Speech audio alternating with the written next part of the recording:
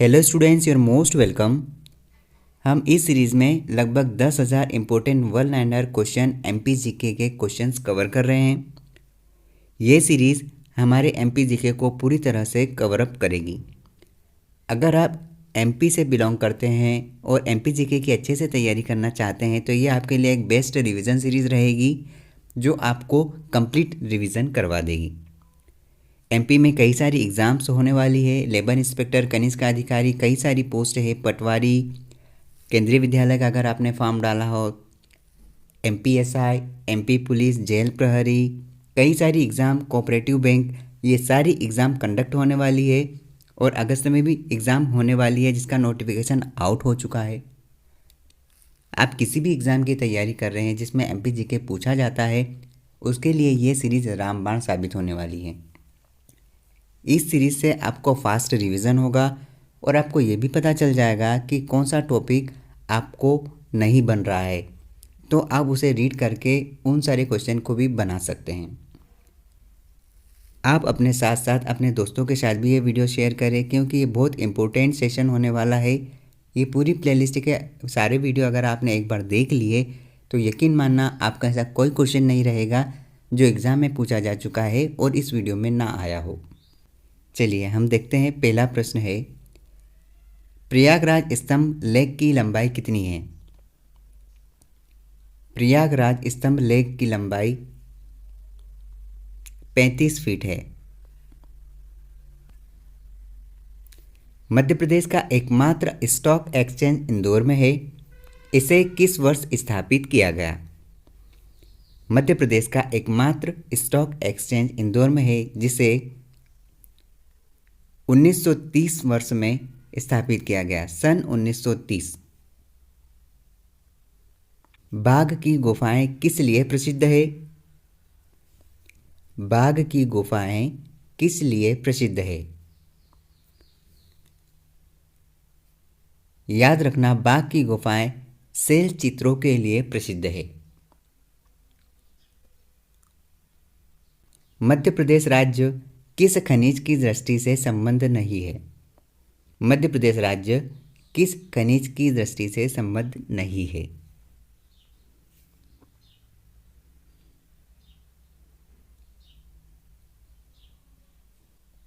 Petroleum खनिज की दृष्टि से संबद्ध नहीं है। मध्य प्रदेश की किस नदी में वर्ष पर्यंत जल बना रहता है? उपरोक्त सभी में।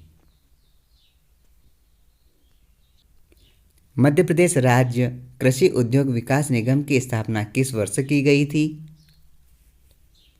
मध्य प्रदेश राज्य कृषि उद्योग विकास निगम की स्थापना 21 मार्च 1969 में की गई थी।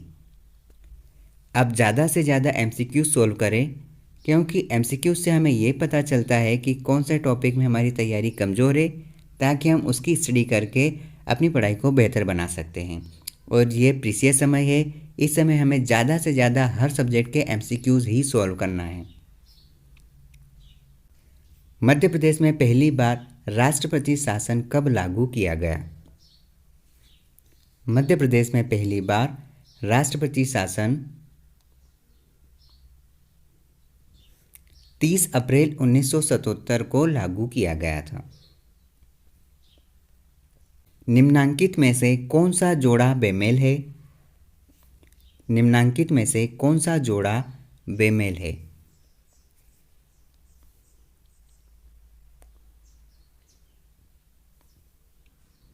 महिष्मती मंडला नहीं है।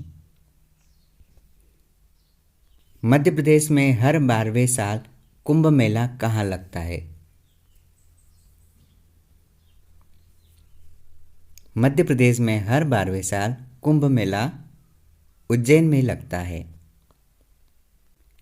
मध्य प्रदेश की सीमा कितने प्रदेशों के साथ जुड़ी हुई है?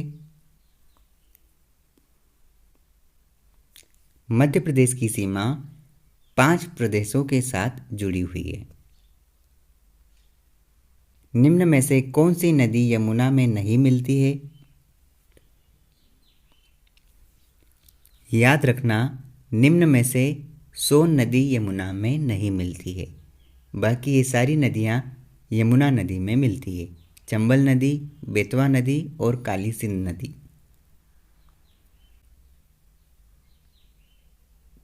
कोरकू जनजाति मध्य प्रदेश में कहाँ कहाँ पाई जाती है? कोरकू जनजाति मध्य प्रदेश में कहाँ कहाँ पाई जाती है? याद रखें, खंडवा, होशंगाबाद, बैतूल और छिंदवाड़ा में कोरकू जनजाति ज़्यादातर पाई जाती है। मध्य प्रदेश में भारत की जनसंख्या का कितने प्रतिशत निवास करते हैं? मध्य प्रदेश में भारत की जनसंख्या का लगभग 5.99% मध्य प्रदेश में निवास करते हैं। सतपुड़ा राष्ट्रीय उद्यान किस लिए प्रसिद्ध है? सतपुड़ा राष्ट्रीय उद्यान किस लिए प्रसिद्ध है? याद रखना, सतपुड़ा राष्ट्रीय उद्यान कृष्ण मृगों हेतु प्रसिद्ध है। मध्य प्रदेश में विधानसभा सीटों की कुल संख्या कितनी है? मध्य प्रदेश में विधानसभा सीटों की कुल संख्या 230 है। ये सारे क्वेश्चन कॉम्पिटिटिव एग्ज़ाम की दृष्टिकोण से मोस्ट इम्पोर्टेंट है, खासकर पटवारी एग्ज़ाम के लिए बहुत ही ज़्यादा महत्वपूर्ण क्वेश्चंस हैं, क्योंकि आगामी पटवारी ही ऐसी एग्ज़ाम है जिसके लिए लाखों बच्चे फॉर्म फिल कर रहे हैं, तैयारी कर रहे हैं और अभी तक लगभग 18 लाख फॉर्म डल चुके हैं। आज लास्ट डेट है 23 तारीख और आज के दिन ये पूरा क्लियर हो जाएगा कि टोटल कितने फॉर्म डले हैं। कहने का मतलब ये है कि आपको कॉम्पिटिटिव एग्ज़ाम में अपना सिलेक्शन लेना ही लेना है। एक सीट पर कई लाख बच्चे तैयारी कर रहे हैं, अपनी तैयारी को इतनी बेहतर बनाना कि आपका सिलेक्शन हो ही जाए। इतने अच्छे से सारे क्वेश्चंस, सारी थ्योरेटिकल पार्ट को क्लियर रखना, कॉन्सेप्ट सारे क्लियर रखना कि कोई भी क्वेश्चन गलत ना हो। मध्य प्रदेश में बाघ की गुफाएं किस स्थान के समीप है? मध्य प्रदेश में बाघ की गुफाएं धार में है। मालवा का पठार मध्य प्रदेश में कहाँ है? मालवा का पठार मध्य प्रदेश में दक्षिण पूर्वी भाग में है। प्रथम पंचवर्षीय योजना का प्रमुख उद्देश्य क्या था? प्रथम पंचवर्षीय योजना का प्रमुख उद्देश्य कृषि को सुदृढ़ बनाना।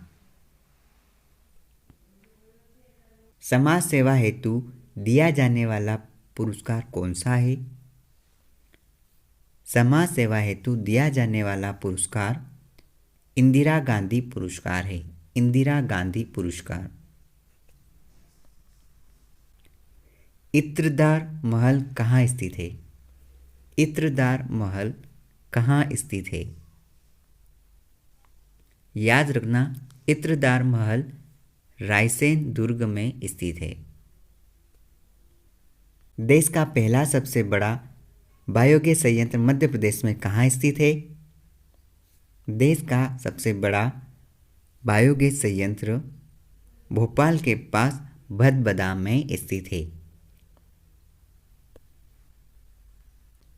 मध्य प्रदेश में बुक बैंक योजना कहाँ से संचालित की जा रही है?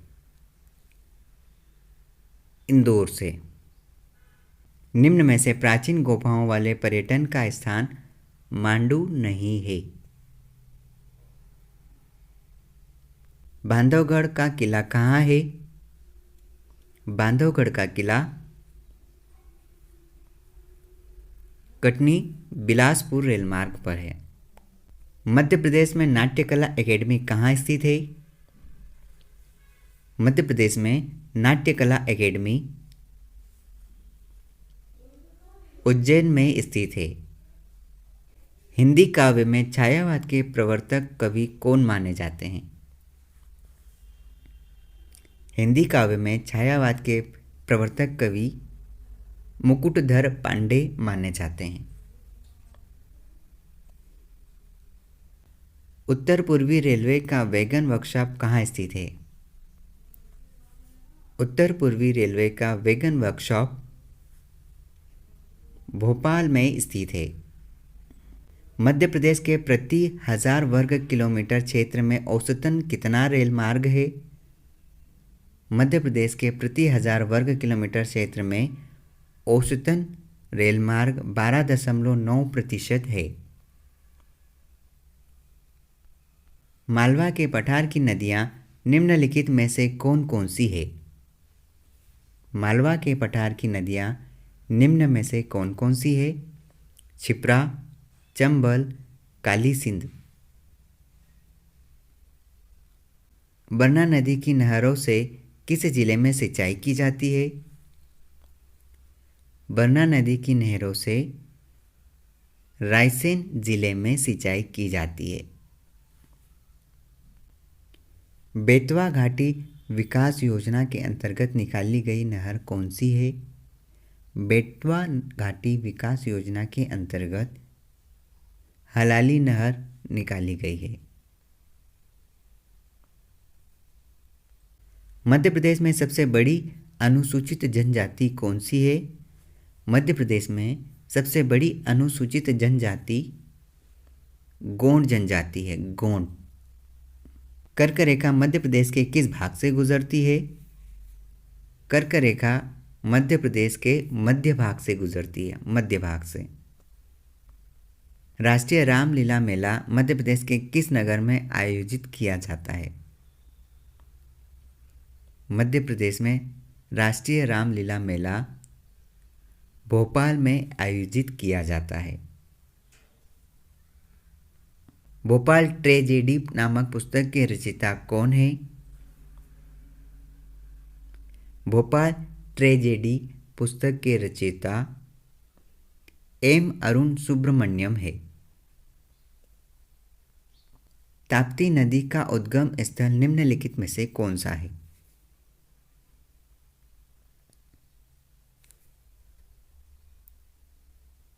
मुल्ताई। खारमोर पक्षी के लिए विख्यात मध्य प्रदेश का प्रमुख राष्ट्रीय उद्यान है सैलाना। निम्न में से कौन सा जोड़ा बेमेल है?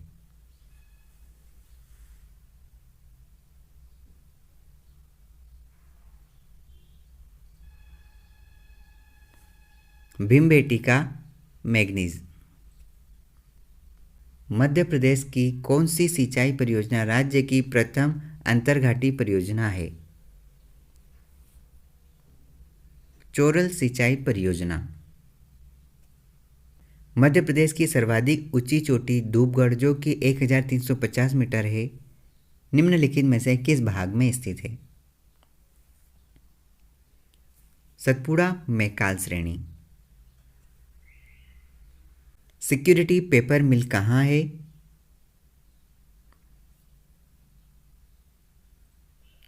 होशंगाबाद। मध्य प्रदेश का क्षेत्रफल कुल कितने वर्ग किलोमीटर है? 30, 82, 52 वर्ग किलोमीटर, अर्थात ऑप्शन सी। पूर्वाग्रह नामक मासिक पत्रिका भारत भवन संस्था द्वारा प्रकाशित की जाती है। निम्न में से कौन सा युग्म असत्य है? कौन सा युग्म गलत है? हाईटेक कॉम्प्लेक्स ग्वालियर में नहीं है। मध्य प्रदेश के सर्वाधिक क्षेत्र 36.5% में कौन सी मिट्टी पाई जाती है? लाल पीली मिट्टी। मध्य प्रदेश के संपूर्ण वन क्षेत्र के सर्वाधिक भाग में किसके वन पाए जाते हैं? मध्य प्रदेश के संपूर्ण वन क्षेत्र के सर्वाधिक भाग में सागौन के वृक्ष पाए जाते हैं। प्राचीन काल में अभेद्य किला किसे माना जाता है? प्राचीन काल में अभेद्य किला असीरगढ़ किले को माना जाता है। मध्य प्रदेश का सबसे बड़ा रेलवे जंक्शन कौन सा है?